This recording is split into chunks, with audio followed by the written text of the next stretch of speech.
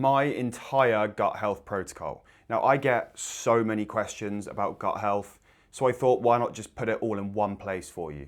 I think there's a load of confusion around gut health. It is baffling how little we can actually say about gut health. And on that note, I think it's very worth just prefacing this video by saying we know so little about the gut. Yes, gut research has come an incredibly long way. And yes, there are very likely good recommendations we can make for good gut health, but a great deal of the recommendations made are not ill-informed, but they're somewhat lacking in concrete evidence. And it's for that reason that there will be a vast majority of things in this video that I quite simply just don't really comment on. This video is going to be things that I believe, based on the current evidence, are good for your gut, that I personally do as like a gut health protocol, that I believe to have a pretty substantial benefit when we're looking at the most up-to-date evidence on gut health. And if you're new here, welcome. I'm Harry Thorne. I'm an evidence-based online coach and educator. I've been working now as an online coach for the last 3 years, and I've had the pleasure of coaching over 200 clients. We have just surpassed that 200 client mark, which is absolutely amazing. By no means am I a specialist in gut health, but it is something that I do a ton of research on. I've been obsessed with health, fitness, and nutrition for well over 10 years at this point. I started this when I was incredibly young, and I've been obsessed ever since. So through uni, I did sports and exercise science. I focused in on advanced nutrition. I wrote my dissertation on beetroot juice supplementation, which definitely isn't a page turner. Watch my video on my beetroot juice pre-workout if you want to. Enter at your own risk. It is not the tastiest thing in the world. Anyway, without further ado, let's get into the video. My gut health protocol, 5 primary things that I do for my gut health that I believe everyone should try and do themselves. Number 1 has got to be fiber. I think fiber intake is slept on by so many people. The average person in the US, I believe, gets somewhere from 6 to at max 12 grams of fiber per day. I think it's somewhat similar in the UK. I'll put the exact numbers on screen here. But fiber intake is a mess compared to where it should be. Now, the current recommendation is pressing for about 30 grams or more per day. I would advise going even further than that if you can. I personally tend to aim for around 8 grams of fiber at least per meal. It sounds like a lot, but honestly, fiber intake is one of the few things in health and nutrition that we can say with near certainty is very, very good for your health. And I'll list some of the benefits of fiber on screen here. The stuff's amazing, just don't sleep on it. Of course, primary sources of fiber tend to be fruit and veg. You do get fiber in beans, in chickpeas, and other legumes as well. Even coffee contains some fiber. I did do a post on that quite recently. You have a variety of different types of fibers. One of the better forms for the gut would be prebiotic fiber, which is found in things like kiwis and sourdough and oats, for example. I'll list some of my favorites on screen now. Another great actionable tip is just make sure to have fruit and veg with every meal. Genuinely, every single meal. If you can, of course, don't get obsessive. But getting a nice bit of fiber in with your breakfast, honestly, a kiwi is like the absolute hack with that one. A kiwi gives you like a third of your fiber intake per day. It's just a cheat code when it comes to your fiber intake. Just eat more kiwi. When you put together your meals, think about, first and foremost, where is the fiber coming from? Where is the fiber in this meal? If you're just having chicken and rice, I would advise definitely getting some fibrous veg involved, or at the very least, finishing that meal with some fiber. An apple would be amazing. They're a great source of fiber, particularly soluble fiber, or a pear, for example. Bananas are great. Honestly, the vast majority of fruit and veg tend to be amazing sources of fiber, so I would definitely advise just bumping up your intake of them. Increasing your intake of fruit and veg will have minimal harm, despite what the plant anti-nutrient haters want to say, aka people that don't understand that much about nutrition, hate to say it. Anti-nutrients are the least of your concern when it comes to health. As I said, coffee is very useful. You can get up to about 1.8 to 2 grams of fiber per cup. That doesn't mean drink copious amounts of coffee all day to meet your fiber intake, obviously. Another component of gut health would be things like polyphenols. Polyphenols, and I do have various other posts on polyphenols, I'll link them here, but they can be incredibly useful for the gut, at least it seems that way from the research. Now, this pairs very nicely with increasing your fruit and veg intake.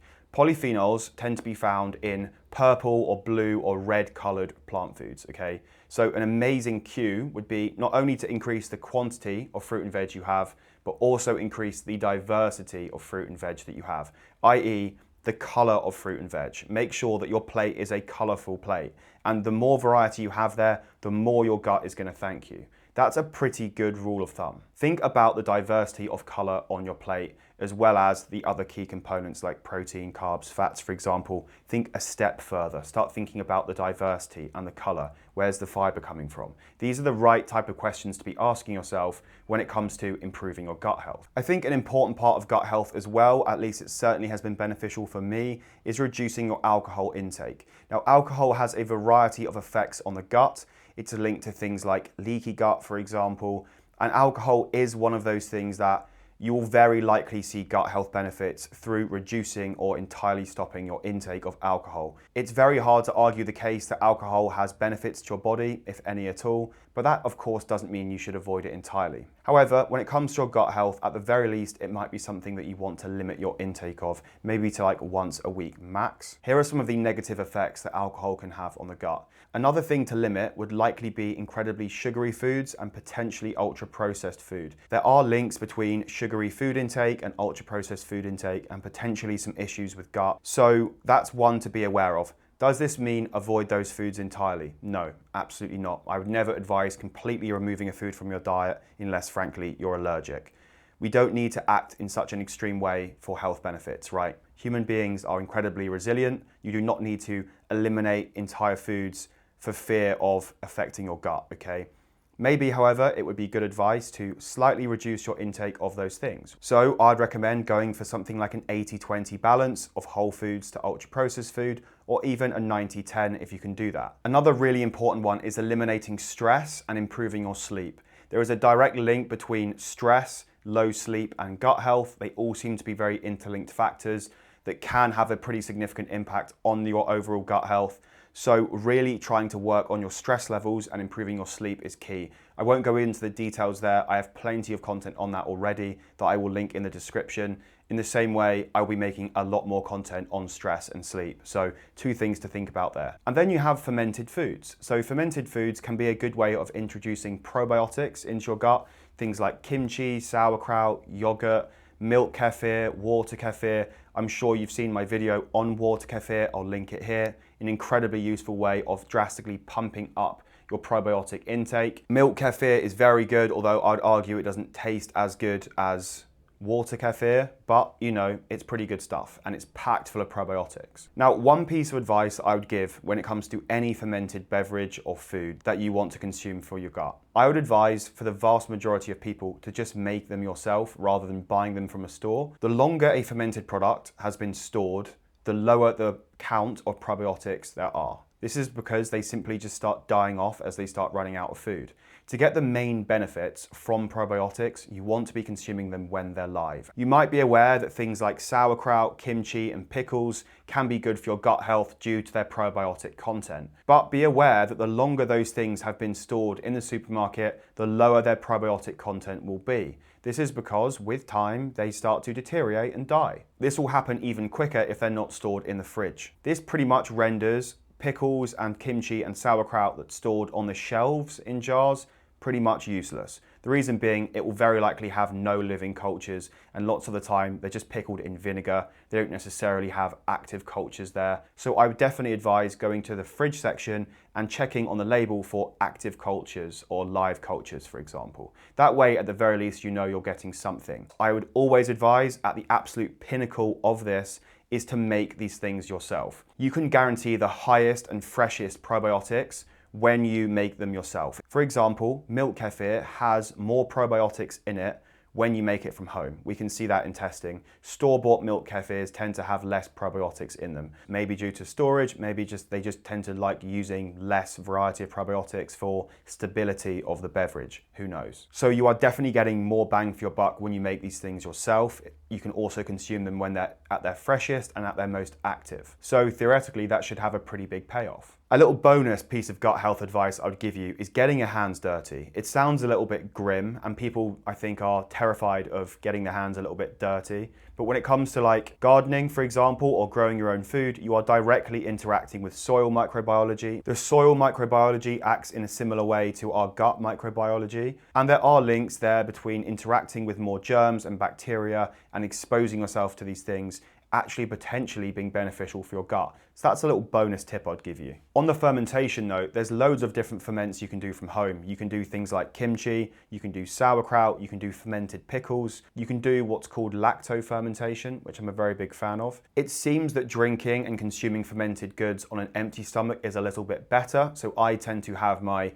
water kefir or my milk kefir in the morning, okay? So a typical breakfast might be milk kefir mixed with some yogurt, with some oats for the prebiotic fiber, with some nuts or seeds for some other minerals and fats, potentially some fruit like banana or kiwi, and then maybe some dark chocolate for the polyphenols, a kind of concoction for the gut, so to speak. Now, whether or not all of these things act on the gut all at once, and whether or not all of these things work together at the same time is yet to be seen, but theoretically, it's a good idea. You can make things like wild sodas, where quite literally you'll just pick like a flower, for example, like rosemary flower, pick the rosemary flower, make a, I think 2% or 6% sugar solution, I could be wrong, mix it all up, let it ferment, the bacteria will break down the sugar, carbonate the drink, culture the drink, and it tastes amazing. You end up with these lovely floral, fizzy, fermented drinks with similar health benefits to water kefir or milk kefir. More on that, I think I will do some more videos there. Another one that people tend to totally overlook is maintaining adequate hydration.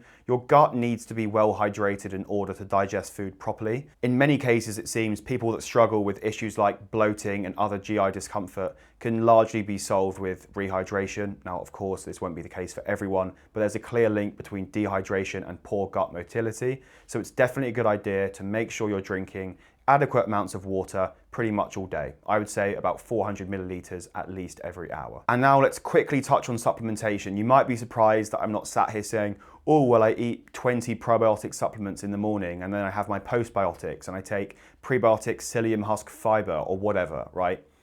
I don't do these things because I don't think they're necessary. I'm very happy with my gut health. I don't test my gut health because I don't think gut health testing is really up to scratch just yet. I think it's interesting, I think it's good, but I can't really be bothered with it. I think the evidence tends to be somewhat straightforward if you catch my stride when it comes to how good your gut health is. It doesn't take an in-depth gut analysis to necessarily tell you how good your gut health is.